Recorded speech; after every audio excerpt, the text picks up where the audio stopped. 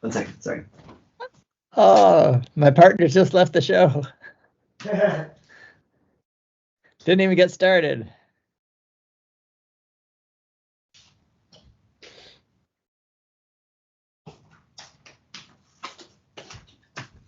I have a mini coat for my camp for my riders. I should tell you. I mean, the riders they're interesting people this weekend. Sorry, anyway. All right. They know Apple. I tell you all that shit. They're someone else too. You're being recorded.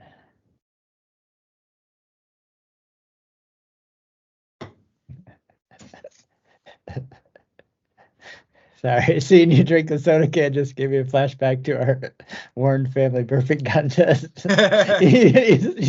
you still have the same drinking technique. Yes. That's proven technology. I don't want to change it. Okay. Welcome to the Warren Cycling Podcast. My name is Dean Warren. I'm in Rome, Italy today. Wow, Rome. Okay, I didn't know that. Yeah. And you're 2 days too late. I'm Randy Warren, and I'm in Asheville, North Carolina, nowhere near Rome. But Carrie and my wife was just in Florence, so close by. That's Rome behind you. Yeah, you got Rome. This is Rome behind me. This is a view from the hotel. Is that a live view, or did you take a picture?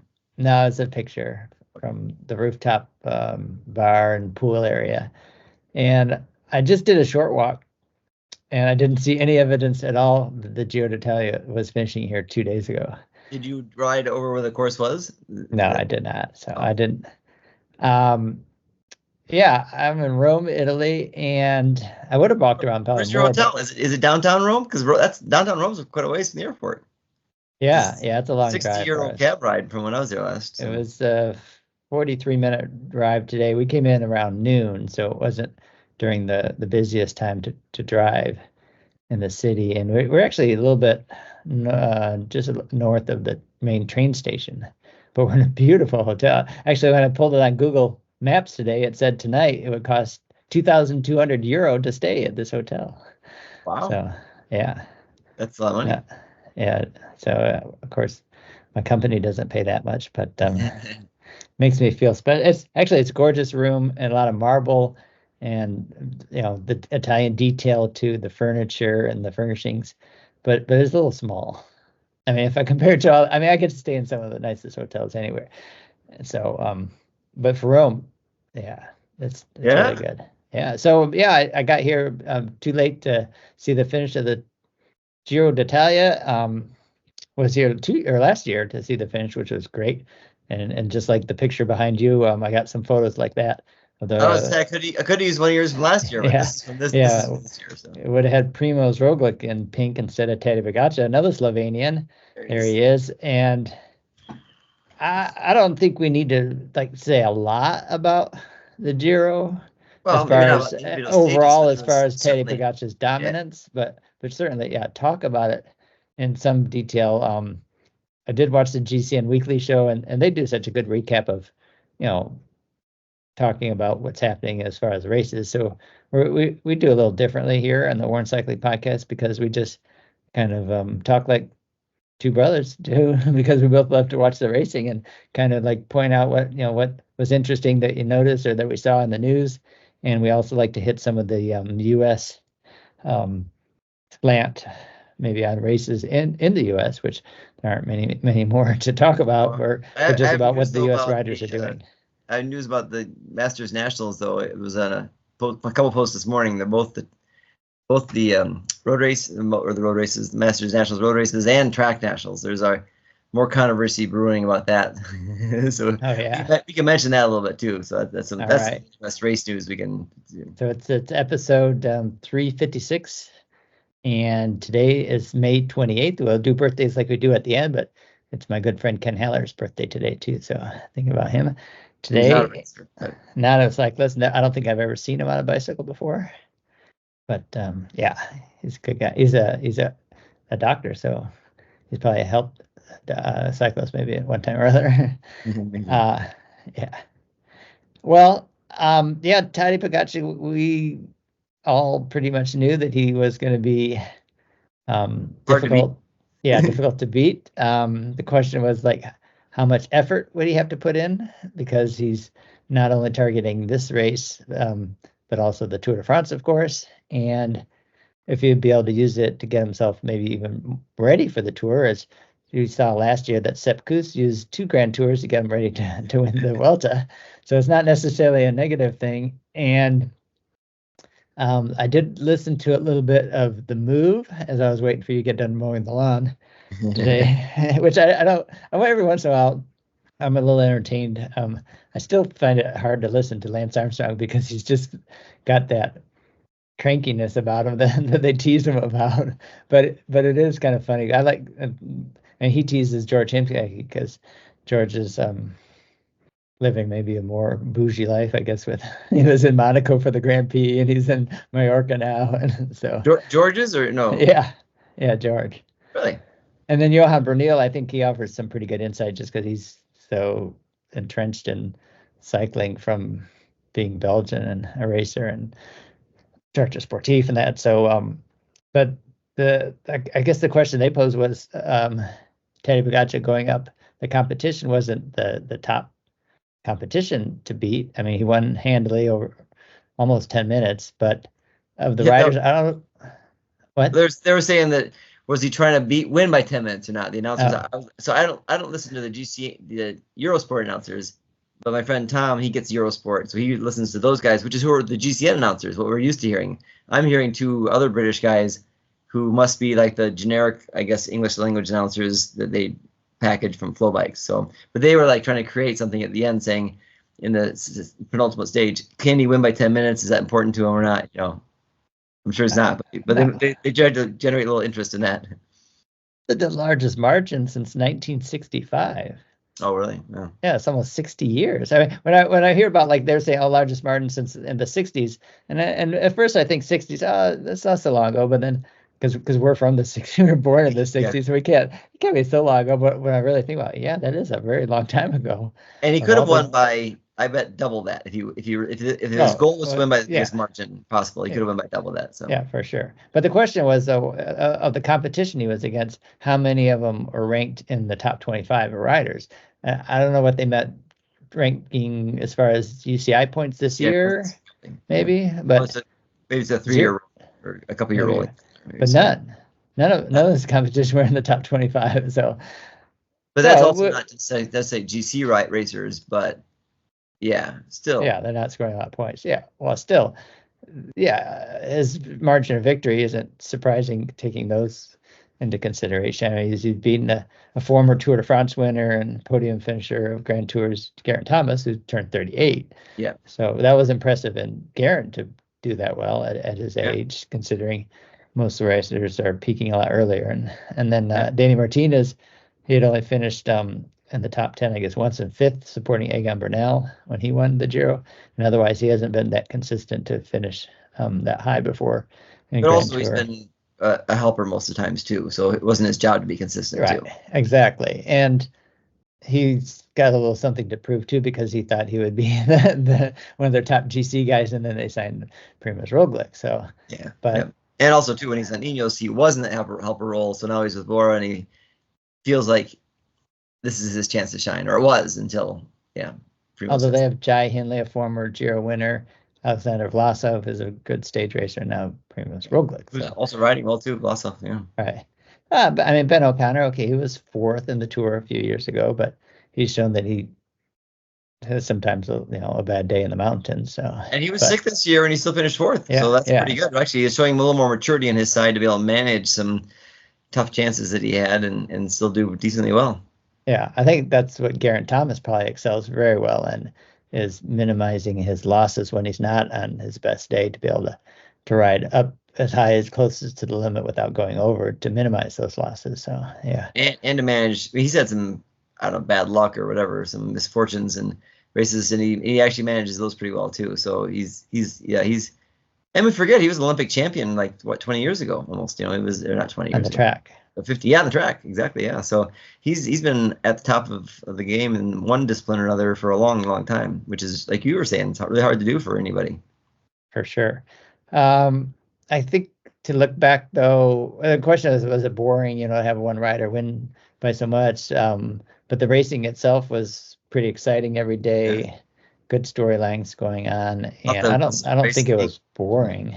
No, I mean, It's impressive to see Tadej Pogacar to target the races he wanted to win and to pull it off like he did. But even the ones he didn't plan to win, when the team rode hard and well enough, they had to reward them for their work and they wanted to win. So, and also I think the day that Movie Star was chasing and put them yes, in a good position to well, okay, if someone else wants to do the work for us, and we'll take the opportunity. I don't begrudge or think it's a negative for them being greedy to win as much as they can. I mean, it's a sport, yeah, and so yeah, and they have sponsors that want them to win too. So yeah, yeah. No, I mean, Tadej Pogacar showed the side I guess people like, as far as him grabbing the Sundays bottle to hand it over to a kid that was running, wearing an Astana, like a competitor yeah. jacket.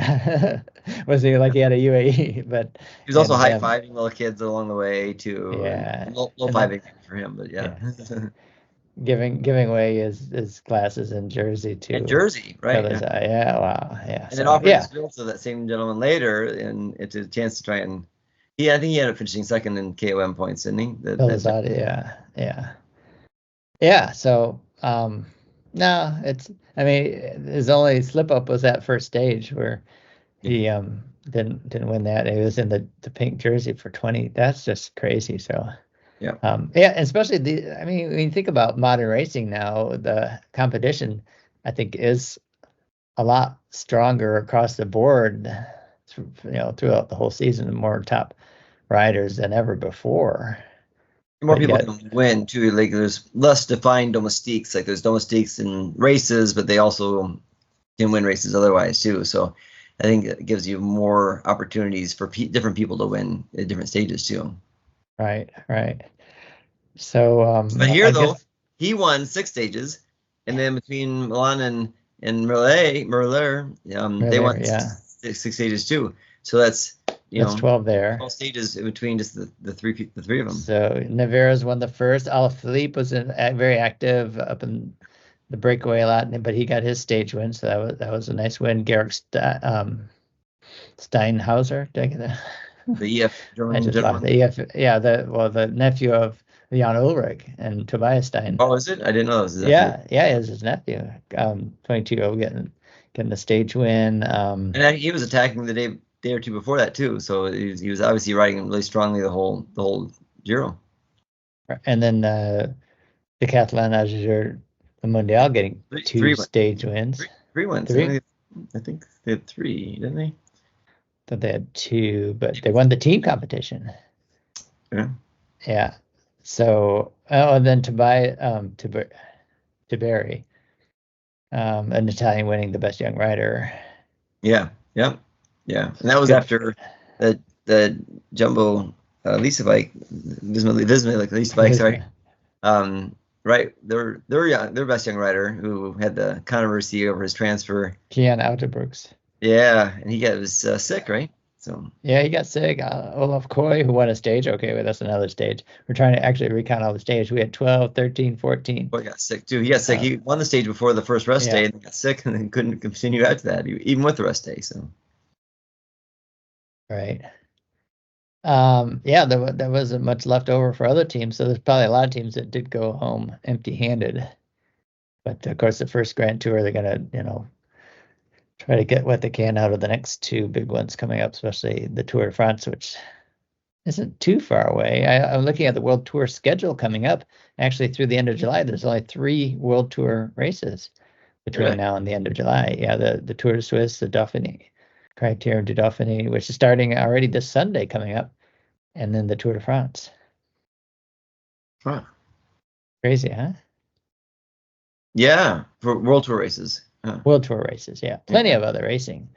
I get the What'd you say? The Dauphine, the Tour de Suisse, and then the Tour de France. Tour de France. Yeah. There's nothing else. Wow. Huh. I wonder for women too, just men. No, women have other races. Okay. Yeah. Well, the Giro d'Italia women's race is in the beginning of. Well, they already had the women's Volta, right? The Vuelta, yeah. Now they have the women's. They have a Tour de Suisse too. They just had Ride London too, which the men don't have, and then Right. Yeah, Lorena Vivas won everything there. Stages, yeah. Yeah. And then Tour Britain, which just got a new sponsor to secure that, because I know they've been struggling for a long time. It used to be the milk race forever ago, and then it didn't happen several years. I think they didn't have sponsorship, and then now it's been happening again. But they just signed a long-term sponsor for like 7 years or something like that, I think. Excellent. But yeah. That starts though June 6th, so it's coming up. Let's see. I wish I could see. I don't have it on Pro Cycling Stats. Just all the stage winners right in front of me, but I think we hit on most of them there. Yeah, I don't think there was any other surprise, right? Coy and then Milan and Miller. I don't know if anybody else won a sprint. Well, no, with all the big sprinters they had there too. Yeah. There's several disappointments in terms of people not being able to get stage wins as sprinters. Trek did a really good job, and I mean, so Milan had a flat one day. Yeah. 2 days, didn't he? Did 2 last days? day. Yeah, last day. Right? Last stage he did. Chased back on, which was amazing. He caught back on. He did get right, just to get, and then he finished second. So it was pretty close for all that extra effort he put in. Because he got penalized UCI points. If he would have won and got penalized UCI points, but not relegated, that would have been a controversy, I'm sure. So, but then didn't he had something else going wrong too? I think at one stage that he came back, and then he jumped too early in that stage, and then Miller got him. So. Merlier, will he do the tour too? No. Soudal Quick Step. Yeah, I don't know. They're focused on Evenepoel. For sure. But it'd be weird they wouldn't have any sprinter, but maybe not, yeah. They don't have anything on his program. Pro Cycling Stats has no races on the program for coming up for him, so. Yeah. So we're not sure, but yeah. I mean they're an odd team, of course. Patrick Lefevre is in terms of he doesn't do things in a traditional way a lot of times. So Evenepoel, who is racing, he's coming. I think he raced, or he's at least training hard. He came back already. He's gonna race the Dauphiné coming up. The Dauphiné, okay. And so my understanding is his collarbone healed quickly, no problems at all. His scapula still is bothering him though, and they said primarily flexibility of the shoulder, time trial position might be causing him some trouble. So he's not 100% yet, but I'm sure he can train super hard. He's probably just not super comfortable, Well, that's kind of like Van Aert, who just got back, raced the Tour of Norway, wasn't feeling all the way comfortable too, but he ended up the podium, the third. Yeah, so. And I'm guessing his sternum, which he broke, is probably his most significant injury. So he broke, I think, collarbone and then ribs and sternum. And again, collarbone heals relatively quickly, and you can pin it and stuff too. But ribs hurt a lot. But I can attest to that. Yeah, I think I might have cracked some ribs on my back. I fell in a tree the other day. Oh, did you? Yeah, on vacation, I was flying my drone backwards, and it went into a tree up above the water. And the drone or you? The drone. Oh no! So I climbed the tree to get it. Well, I hadn't gotten all the footage at all from the video, so I was more wanting the video footage I'd already shot. You have a card? It doesn't automatically. Yeah, it has a card. But it would sense the photos directly. I guess probably there's some setting I could send the videos to, because one time I flew it without the card and it sent the video. I was like, oh, well, I guess I can't send video. Anyway, I didn't get it down. I was like, I got all this good video. So I saw where it was in the tree, and I just couldn't quite reach it. I was reaching with a stick, and I was on this tree, and then I lost my balance a little and fell back. I mean, I could have fallen out of the tree and really done a lot, right? I guess. So yeah, it was, in hindsight, it wasn't. I mean, I was being super careful. No, I got it. No, I fell just. I don't even remember exactly how I fell, because I'm in the tree. I'm still in the tree, but I hit my back, and so I got all the signs of a cracked rib or something. Yeah, or even if that kind of fall maybe didn't crack a rib, but you might have hurt the soft tissue around the ribs, which bruised it. Yeah, which is almost worse. I have broken ribs way too many times. But the worst time ever was when I hurt the soft tissue between the sternum and the ribs. That hurt for months and months. That's what Van Aert's dealing with, probably. Yes, I'm guessing through. Yeah, Yeah, and it wasn't like debilitating. Like, the first couple week or two of a broken rib is debilitating, but the soft tissue just annoying as all get out. And like I said, for months. So I mean, if he's probably going to be hurting still, I would say, he can still train. I race with it like that and stuff too, but it's just gonna be annoying probably through at least the tour. I'm guessing it takes a long time for those to heal. Ooh. Yeah, So, I feel for you, unfortunately, the same thing though. It might be almost better if you broke a rib, probably. But if you hit hard like that, I mean, maybe you did. But my guess is that it's just gonna take a long time to heal because again, every time you take a breath and every time you move, and it aggravates man, it. I almost had to sneeze a couple times. Like, oh no, not gonna sneeze because that's gonna feel that. Oh. Sneezing, laughing, getting up out of bed. Yeah, you made me laugh a little bit earlier. I was like, oh. Yes, all those things. So, yeah. right. Yeah. Again, I broke way too many ribs before. Well, I think I did 2 years ago too on my bike, and I went back to my training log. I said, okay, how long did I take off? When was I able to ride and run? Actually, 4 weeks later, I did some running, so I'm hoping I can be on that schedule. But yeah, but the older we get, I broke 3 ribs one time at Tour Galena, and then I think 5 weeks later I was racing. So, yeah. But because other times I shattered ribs. I shattered ribs when I punctured my lung, and so that's the worst. I was like, oh, I don't want to puncture a lung because that would really be bad.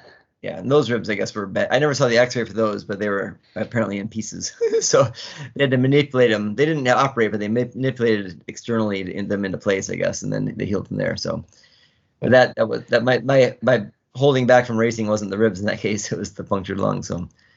Yeah, so you'll be unfortunately sore for a while, but it's at the end of the world. So yeah, actually, when I saw my training log, what I was doing activity wise, I was like, oh, okay, I'll get back. It's just this first beginning. First week or so was kind of tough. Yeah, and having to work too, and all. Right, you gotta lift luggage, and carry things. Yeah, I'm squatting so much now. My colleague said I look like a dancer. The way I was bending because I'm just squatting to not bend over. Using your back more, or you're using your lower back and your pelvic. My legs, pelvic girdle more than you are using your. Yeah. So they'll teach you some good technique that you can use them when you when you get healthy again too. Yeah, they do training on us on which position we should use they call using our big engines to move things and not twisting and Well, anyway, so hopefully Van will continue his recovery, and I mean, big question mark still on like how fit. I mean, he seemed pretty good there, but Thibaut Nice, like you said, won the stage. You say that he won the first stage. Wow, the first stage was in the overall, and then just barely lost it the second stage. Yeah, Axel Lawrence won the overall. He's a bright spot for Ducanic. Alpecin Ducanic. But do you see Alexander Kristoff won the stage in his hometown? Yeah. The last stage. So he's won a race. I heard, I guess I was on the GCN recap. He's won one race every year since he started 2011, 2012, something like that. Huh. Pretty amazing. He's 36 years old and he's still going strong. Well, you saw Frankfurt, this year, but he's won there 4 times, and he's won stages of the Tour. He's won Lotto Nemo, Flanders. Yeah, Flanders. Yeah. So he's a very consistent, and I mean, so for UNOX when they signed him too, I mean, he had the chance to be a team leader there for sure, and that's probably one of the reasons why I went there when they were getting started. But they have someone who's consistently, winning races for him too. Because he was on UAE Team Emirates, it was a big team, and went to UNOX. I mean, they're not even a World Tour team, so it's he was on Intermarché Wante first for 1 year, also World Tour team, and then just 1 year. I remembered him racing there, but I didn't know it's just 1 year. 22, yeah, and now he's been, so yeah. I mean, he's probably again at 36, he's probably maybe not making his peak salary at this point, but he's making a good. But he lives there in Norway. He's always, I follow him on Strava, so he's always training at home. He's always going back, and he's got a family, kids, and so I think. He's living his best life and doing really well. And getting to race his bike. Yeah, exactly. Yeah. And he's got this year, he's got at least 3 wins already this year in a second place. Let's see, at least 3 wins. So he won. What are the wild card teams at the Tour this year? I'm not sure. He won Antwerp, Port Epic, and then he won Afsaldrone Berruga as well. This tour Norway stage. So, wildcard teams, they've announced them already, for sure. So we should know that. We should, but we'll be talking about the tour in about 5 weeks more, right? Yeah. Yeah. Okay, I can tell you right here. I got the list. UNOX, there. That was my question. Is he going to be at the Tour de France? Yeah, they've got him as a permit rider there at the tour. So, Israel Premier Tech, Lotto Destiny, Total Energies. Those are the 4 non-World Tour teams. Yeah. Right. All big teams make sense. You make it easily make an argument for all those. Israel Premier Tech, a couple years ago when they got in the Giro, that was like a coup. But now, they're racing strongly. They've got some good riders. They started the season stronger than they're doing right now, I think. But certainly, they have enough people that can, and hopefully, we've got some young Americans on the team too that maybe can make a mark. That'd be great. So far, they have preliminary rosters for several teams for the tour right now, and some of them already filled out pretty good. Like UAE Team Emirates, looks like they're all set up. Which of course those could change if they have injuries or sickness, things like that. But right. And it makes sense too because a lot of those teams are set, back in December. They kind of Intermarché Wante have, it looks like, a full roster as well as Visma. At least a bike that they do have Jonas Vingegaard as the rider on there. Hopeful that he'll be recovered well enough to race. But coming up, with he was supposed to do the Dauphiné, of course. On there too. Yeah. Matteo Jorgensen and Sepp Kuss are going to be headlining the team at the Dauphiné coming up starting Sunday. So and they're both supposed to be on the tour. They're in the tour roster too. So yes, and I saw, I think, a post on Matteo Jorgensen. They were somewhere doing training and looked like he and Sepp were roommates. So that's kind of cool. They get to spend more time with each other now because they had pretty much separate programs at the beginning of the year.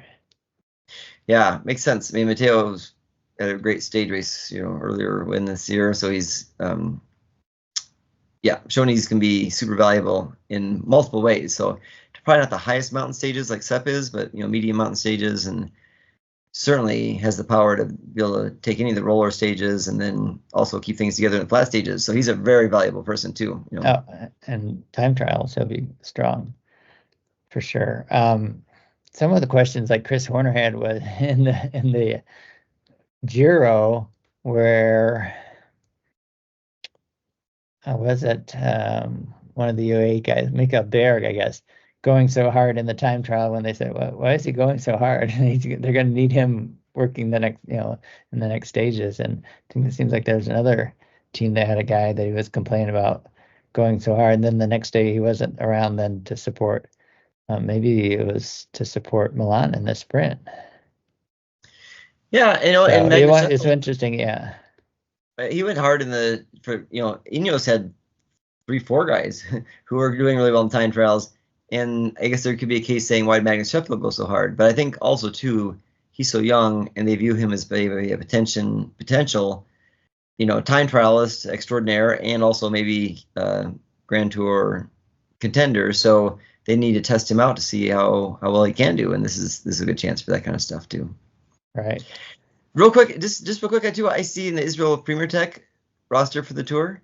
Yeah, that's Chris Froome, but yeah, I don't think he's going to be there. That's the prevailing thought is that he's not going to be there. Yet he's on the preliminary start list now, so we'll have to see. So I thought it was interesting though, coming up at the Criterium du Dauphiné, that Antonio Tabire is on the premier start list after winning the best young rider at the Giro. That he would be. Do you think it's too close to Devin Doherty coming or not? What? Maybe, I guess not. I don't know what's his schedule for the. Yeah. Sometimes well, he's going to do. Yeah, he's not going to do the tour, so he'll have a break after the Criterium. Then they've got him down for the Vuelta. So that works out. But I just thought, wow, he just put in a lot of effort. He was, in a pretty good battle there with Timon Aarons and for the best young rider. But he was racing strong in the last week. So I think too sometimes that they when younger guys are going well, they try and take advantage of it right away because they don't know how long it's going to last. For older guys can sometimes manage their fitness better throughout the season, but younger guys, they're on a high. They're like, let's race them a lot now because we know probably they'll need a break longer later on, and that way, take advantage of it. Yeah, and like, there being fewer World Tour races when the tour is going on, he'll have a big break and then be able to build up again for the Vuelta. Yeah, Chris Froome's on the Dauphiné. Yeah. Yeah, I haven't heard too much. I'd love to see him do it again and do well. I don't want to see him. Oh, yeah, sure, but I don't want to see him do these big races and just flounder in the pack. That's embarrassing almost. But if he gets, if he got one stage win, for example, I mean, he was second in Alpe d'Huez 2 years ago, right? So that was a great finish. But if he could win one stage of either the Dauphiné or of course the Tour, I think that's what he said already now is his dream is to finish just first in one more stage. But that'd be a great story for sure. Yeah. Because he's come back. I think the likelihood of Mark Cavendish winning a stage is higher than yes, I think you're right. Froome. Yeah. Because I don't think that likelihood is that great either. With really, I don't know. I mean, the Tour Hungary was obviously not a very high level race, but his team worked really well there together, and things came together, and he was able to deliver. So I guess I think it's possible that with just the perfect situation and lead out, but I don't think it's very probable. I think more than 50-50. I think it's yeah. Right. Because and people who know Mark Cavendish have said this. They said that he knows how to win. So and he can pull it out of his his inner soul to be able to do some of these things too. So I think it was Christian Vandenvelde. I heard him say that he's learned never to doubt Cavendish because he's written him off too many times and he's come back and proven him wrong. So I think it's we should do that. That's why I think it's possible, but I just don't think it's probable. I won't be surprised if it does happen because I know it was very, very likely could happen, but I'm still. Odds are against that makes sense. I'm still not that optimistic. Yeah. It's the Tour, man. The Tour, everybody's in their top best shape, and it's so. But yeah, I mean, they're putting everything. I mean, they put a lot of effort into it. So, and like you said, the hunger part. Someone said that movie that came out about the rowers that went to the Olympics in 36. That was a lot on their hunger to win. And the guy I was talking to. Boys in the Boat. The movie was mediocre at best, but the book phenomenal. And there's a PBS documentary too, which Carrie liked much better than the George Clooney movie. So maybe watch the PBS documentary, but if you have a chance to read that book, read the book first, or listen to books on tape. But yeah, it's phenomenal. One of the best books. So the guy I was talking to about that hunger to win, we got on the subject somewhere because we talked some about cycling, and he actually raced the junior world championships in like 1982 in Italy, in Umbria, as a teammate of Raul Alcala. Okay, so he's Mexican. Yeah. And was this like a random person or who? No, a colleague. I was going to work and yeah. Yeah, and so my understanding that Raul was one of those phenomenal riders. Like he was, they all knew that he was so much better than everybody else. Yeah. That he was going to make it. So this guy said that his brother said that he had the talent, but he just didn't have enough hunger for it. So. Oh, maybe it takes. Yeah, I mean, it takes a lot of both. Exactly right. Yeah. And my understanding is I just heard about Raul, people talking about that he had both. He was driven and he was very talented, and so he just was one of those special riders. Yeah, I think in the conversation he asked me who my favorite rider is. I don't know if he meant all time or now. Either way, I was like, that's really difficult. I don't really can say, but I like a lot of riders. I mean, I like the riders of this generation, like Tadej Pogacar, Wout van Aert, and Mathieu van der Poel, who race entertainingly. I like them that race and take races on early, aren't afraid to attack early, aggressive, just strong, and pull off amazing wins. And do it. Peter Sagan too. I mean, to do it in an entertaining way where you can tell they enjoy racing their bike, and this is, if you say fun, I mean it's never fun really until it's over. I Wow. don't think. I mean, it's so hard. It's I mean, fun. Fun is different. You're right. It's not fun yeah, like like a roller coaster ride. you're super happy, but you're right. I mean, you're right. It's a different Yeah. kind of. Yeah, Yeah. I mean, I think. I it's think so hard. I think of Greg LeMond just because he had to overcome so much stuff in so many different ways. So even Yeah. his first win in '86, slaying the Badger, and then coming back from the hunting accident too. So yeah, he's like and then was able to take on Europe, so that's a different way yet too. Sure. Certainly one of my favorite riders in terms of how he did Yeah. things. But then, yeah, I mean Andy Hempston too. I mean, Yeah, I mean sometimes I have to round out the whole picture. Like, how do I like him as a personality too? That's why some writers I like maybe discount because I didn't like them as a person as much either. So I talked to Greg several times. One time for an extended period of time, like 20 minutes or so. You can't get him to stop once you start talking to him. Super nice guy. Yeah. Andy Hampson too. I talked to him for a long time too. We had brought him in to speak to the Northbrook, to a fundraiser for Northbrook Cycling for the track too, and he had to prod him to get him to tell stories. Yeah, he's super humble. Yeah. He was it was so certainly. Yeah. So I guess this is a typical podcast. We start one direction, we wander around, things come up, we talk about it because that's like you do a normal conversation, right? Maybe that's not the normal the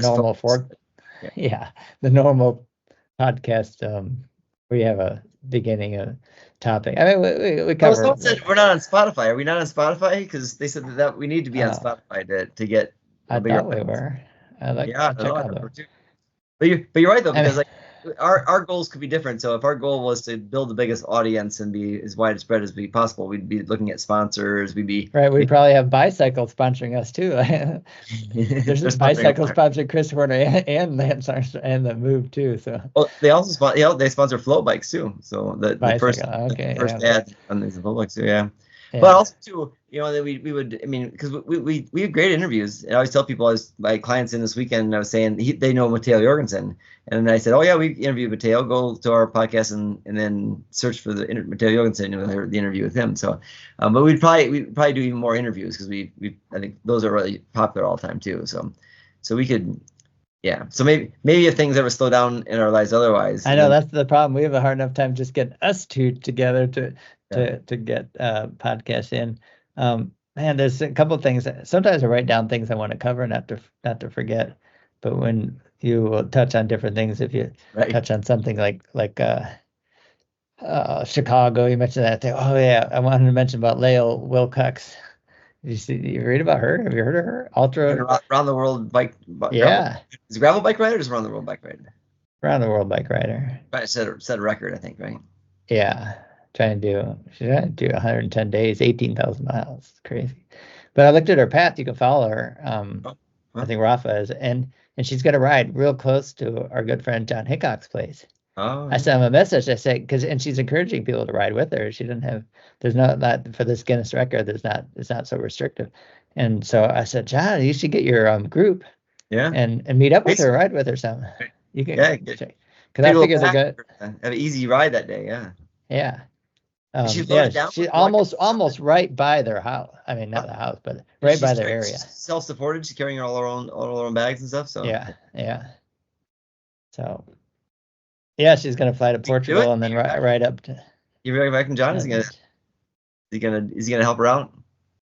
He didn't respond yet. But I'm going there Friday, so I'll talk to him in person. Well, when's she gonna be there? Maybe you can make a trip that goes there. Oh no, it doesn't work out. Yeah, but I figure around between the 9th and 11th of June, maybe.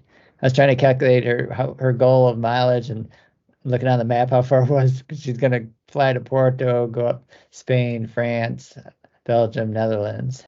Go down, then she's gonna ride right near where I ride in Germany too. But yeah, I thought, oh man, I'm missing. Yeah, right along the Rhine where I've ridden several times. She's gonna ride the exact route, place that I've ridden. Can't get a trip there. No. Yeah, well, that'd be cool. You could do it some other place too. You don't have to be limited. Yeah, that's right. I'll have to keep tracking if I get to when she goes to Australia, because I want to do a trip to Australia. So, yeah. Okay, so that was one diversion thing. We didn't talk about yet the Pan Am. championships, which we don't Yeah. send any men to race there. It was in Brazil, just not too far from Sao Paulo. It's in Sao Paulo province, outside of the Northeast, and it must have been kind of sprinter friendly. It looked like Lauren Stevens won in a big group for the women, Yep. the road race, and then Amber Napen won the time trial. Yep. Lauren Which Stevens she was was second when she was only at 2. She was So the women did great there. But at the we didn't talk about the U.S. National Road Race Championships. We were podcasting last time, right when the time trial had happened. Yeah. And that was interesting because Elizabeth Dixon for the crit was a person I rode with at Barry-Roubaix. The two of us were off the front of the group 3, wave 3, and we rode together for like the last third of the race, and trading poles and taking pretty much equal work and stuff too. And she was off the front for the last 20 minutes of the crit, and then Corinne Lebecki just barely nipped her at the line. So wow. she second, but that was interesting. And then did you see that Corinne is out at tear, and she won, I think, at Winston-Salem this week too or something. She's been riding crits here in America with her New Jersey. Yeah. Sam Snyder was saying that she got second place to an on form or a flying or something like that, Corinne Lebecki. But the road race though, so I asked your son Taylor, I said maybe it would have been an easier race if he would, because he did the Grand Fondo New York pro race, which was incredible. The UCI one-day race in America this year. Yeah. A very, very hard race. And it's interesting because GCN did a show about it too, where they had one of their tech guys who was a pro, retired 4 or 5 years ago, did the pro race for Jameson, and then another guy, Ali, did the amateur race, and they both chronicle their stories and stuff too. And so I think the tech rider finished real close to Taylor, but Taylor said it was a very, very hard race. I said maybe it would have been easier at nationals, but nationals though, it was Sean Quinn getting the win over Brandon McNulty. Yeah, and a bike throw. I mean, super close. Yeah, and Nielsen Paulus was the three of them just punishing everybody else. Yeah. So he thought, no, it wouldn't have been any easier going, because it was, even though the field wasn't probably as deep at nationals, it was also 3 higher level caliber riders than what was at Grand Fondo, which was won by the U23 cyclocross world champion. So it was super fast. They did it like 3 hours and 4 minutes, and the fastest amateur, which was the guy riding for Affagini Matteo with the team that my bicycle is from, and Brent Buchholter got 4th, and then so it was interesting. Very what fast. Was the time? 3:31 or something like that. So I think they were just they're 20 minutes behind the fastest there too. So yeah, and then so it was anyway. Yeah, did you see the last part of the U.S. road race with Quinn and Paulus? Which is weird because I have flow bikes. I can actually watch it. Because McNulty nearly won, and you had thought with Paulus and Quinn would have been being there teammates, but they're racing for the national championship. I don't know what the dynamic was for they said that Paulus kept attacking over and over and over to make McNulty to chase him down so that Quinn would be fresh. That was the tactic. So, and then McNulty still almost won. Yeah. I mean, he's flying fast. It's in good form. So, and he's not like, I mean, the Vuelta maybe it will be his Grand Tour. He's not even on the Tour team. So, I'm surprised he's on the Tour team. Yeah, must be the Vuelta. Yeah, because he's certainly a Grand Tour, rider. He should definitely. Yeah, so he won't have that chance to use the Tour to get him prepared for the Olympic races. But if he's focused more on the time trial, it might not. Yeah. So it's the time. There's different ideas about how you prepare for the Olympics. Whether it's good to do the Tour, bad to do the Tour. Yeah. So maybe if you're Rohan Dennis, you just train, right? Yeah. Well, the last time he won, was it the Olympics or World Championships? He got booted from BMC and then, or Ineos at the time. I don't know, whoever he was on.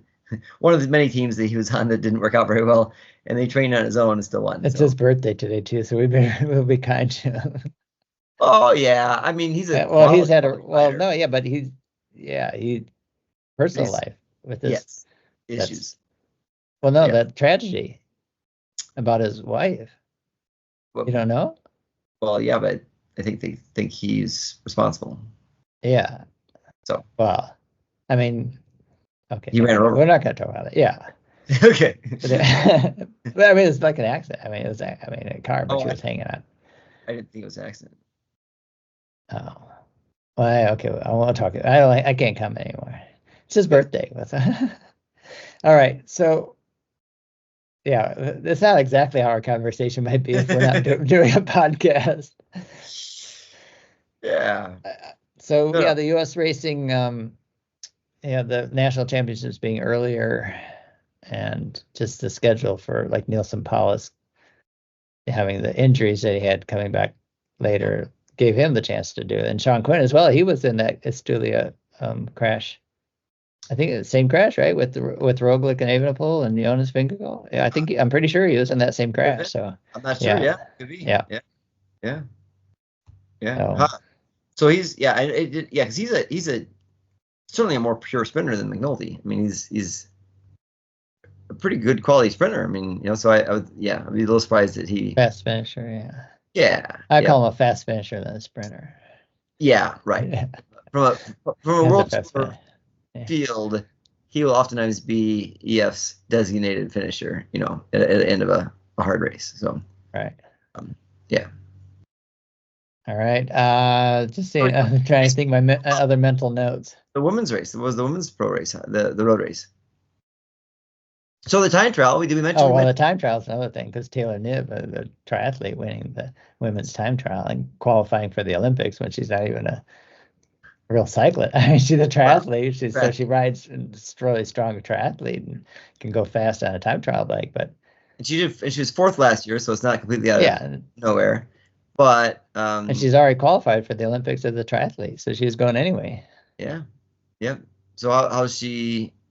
And then she has to. My understanding is she has to do the road race too, or you have to pick the time trialists from your road race squad. So she has to be on the road race squad, and then pick the time trialists from there. And we only get 2, I think. Do we 2 or 3 for women? It's a small squad though. So the squads are so small. Like even the defending champion Richard Carapaz didn't make his Olympic selection. Yeah, then one rider, Navarez, who was he was riding super strong at the Giro, gets it, but still, it's kind of crazy. Huh? Yeah. And then so Amber Nabin, who won the Pan Am time trial and was third, I think, this year in the third. Yeah. Who's also she's not getting any younger. Right, she's 38 or something, right? No, 48, I think. Yeah. Sorry. So she that was nice. That was nice. Yeah. So she is not. I mean, she races road races and is a strong road racer. She was in the Pan Am road race too. But not our best road racer at this point. So, I mean, it's like Kristen Faulkner, I would say, would be our best road racer overall. I mean, she's great time. She got second in the time trial. So. But if she's chosen for the road race, then she could also be. I think we might get two time trialers. So anyway, we'll have to figure that out. Who won the road race? And I was just looking to see. To be honest, I know that's why. Did Kristen Faulkner win the road race? I think she did. Oh, dang, I thought she did too. That was my. Whew. I went right away to firstcycling.com and because I thought they would show it at national championships, but I don't see it though. So. Well, I'll just put in her name. Yeah, sure. Well, of course, I have to spell it right. I got it right here already. So. I just did F. There it is. Yeah. Yeah. My internet's so slow though. it's just... Yeah, she won the road race. I thought she did. I mean, man. She won solo. Right. 56 seconds over Ruth Edwards and 5 minutes and 36 seconds over Corinne Levecki. Yeah, I think Corinne won the sprint. There was a sprint. Yeah, ahead of Lauren Stevens. Yeah, so who just won, yeah. Although not much of a sprint, though. It was kind of broken up. It was a hard course. 1 second, yeah. Yeah, someone was first year racing there in Charleston, West Virginia. And it's like a 7-year contract or 5-year contract. It's some big contract, though, yeah. So it'll be there for a while. And someone was complaining that it was too hard of a course. And then I heard there's some back and forth, and they're like saying, so you're saying the races shouldn't be hard, or I'm not sure. So it was funny. So yeah, and actually it was interesting too. Heidi Franz, who's riding for Life Plus Wahoo, was 7th place, and she was a rider I helped support 2 years ago when I was there, and was kind of just breaking into that international scene. And she's had a good year this year. She's raced really strongly, so it's good to see her there because everybody ahead of Lawrence Stevens is on Siniska. Is that what they say it? Cycling this year. So, and then Lauren DeCrenzo didn't have a team on her listing there, so I wonder if she's doing this more. Is she doing this more gravel this year? No, but there's a big name missing for both the time trial and the road race. Yes, Chloe Dygert is not there. So where is she? She didn't race. She didn't race. She was. Yeah, but why? Do you know? She already has an Olympic spot for the track and for the time trial. Well, that's true. She's the other time trialist. Yeah. She's a reigning world champion. So right. Yeah, I mean, Eminem doesn't have a chance at all for it. Yeah, so it's just upcoming race is the Tour de France Femme. Yeah, the national champion, and then so we do get a second person, but it's because she's reigning world champion. So yeah, automatic. Yeah. I hope she's healthy, because the Olympics are a big focus for her, especially on the track. Yeah, they really would like to win that team pursuit. That'd be a big deal. They've been chasing that for a while. So yeah. Yeah. All right.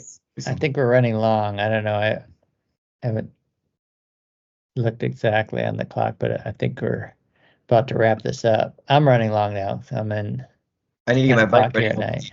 Yeah, you got it right. So hopefully do a group ride. So now we're like 51 minutes. So we're good. Okay. That's about average then. I just have an internal clock now for us to, used to be running a little over an hour. Now I got us running a little under an hour. So I hope you guys stay with us all this time to hear our rambling. Rambling. Yeah. I was trying to think of a nicer word to say about, just checking out all the different cycling things going on. Through general cycling news. So yeah. Yeah. Well, the number one name, Michael Bogard. Yep. Happy birthday, Michael Bogart. 52. Over 10,000 points. Yeah. Came from a time of cycling that was a little bit controversial, but he was certainly a strong rider. Yeah. Didn't he retire from the Tour de France in the yellow jersey? Is that Bogart that did that? No, that wasn't. No, that was the chicken. It's his teammate, yeah. Yeah, the guy that they called the chicken, wasn't he? That? Yeah. Yeah. Anyway, yeah. So also then Rowan Dennis, like you said, 3-time world champion, right? Was he three-time time trial or two-time world champion? Two-time. Two-time. Okay. 18, 19. Yeah. And it's so also too it's Jimmy Casper's birthday, who was he won 46 the green jersey, I believe, in the year that IMAX made a movie about the Tour de France. And it was supposed to be about Tyler Hamilton, because Tyler Hamilton was such a gritty rider. And he broke his collarbone in that race. And had that 100-mile breakaway. So won a stage and finished 4th overall, I think. And it was supposed to be focusing on him and how, because it was a physiology-based journey, like how he was able to overcome pain and all that kind of stuff.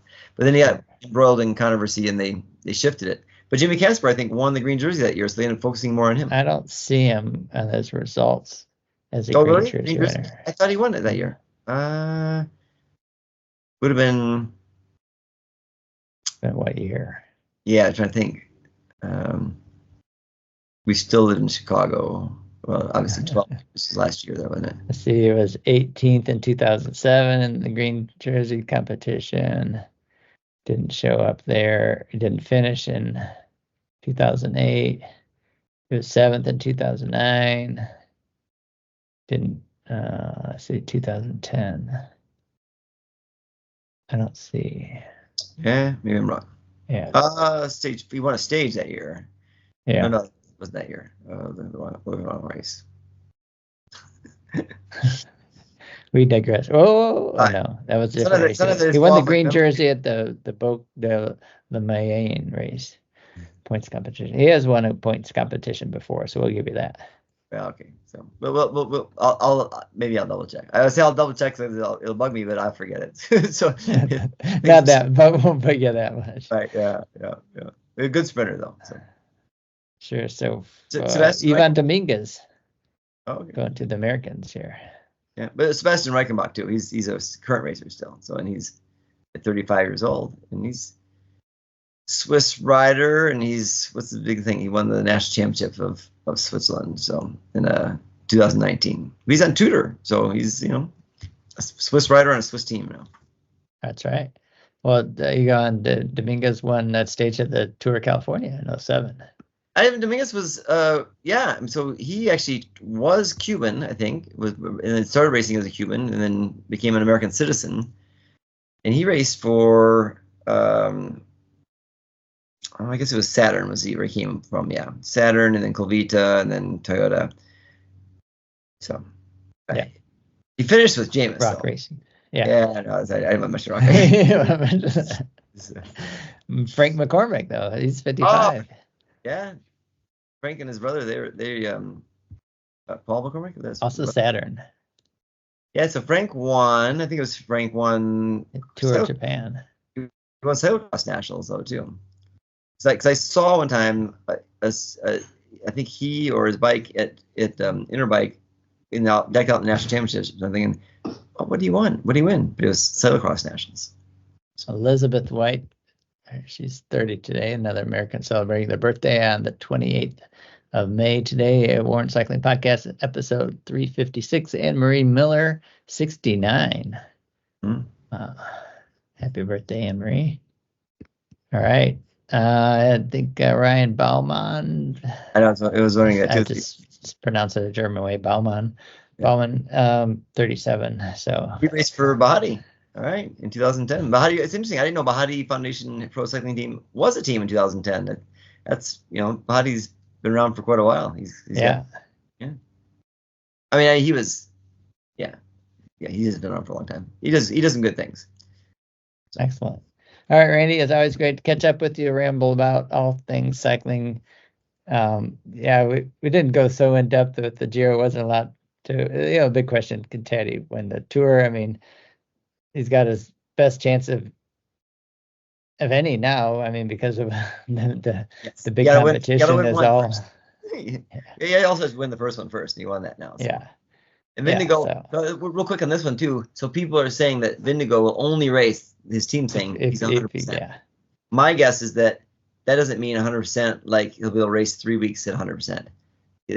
So like Tadej last year was 100% going into the Tour, but he had a broken wrist recovering from that. So he could win a stage, could even be the fight for the Jersey, but could he be 100% for the whole 3 weeks? Yeah. My guess that's the thing with Vindigo will be like he'll be 100%. Like he's probably hitting the numbers he needs to hit. Because if you hit the numbers, right, you're 100%. But that doesn't mean you can hit those numbers for 3 weeks. Right. That's the difference too. And so my guess is that's what'll happen.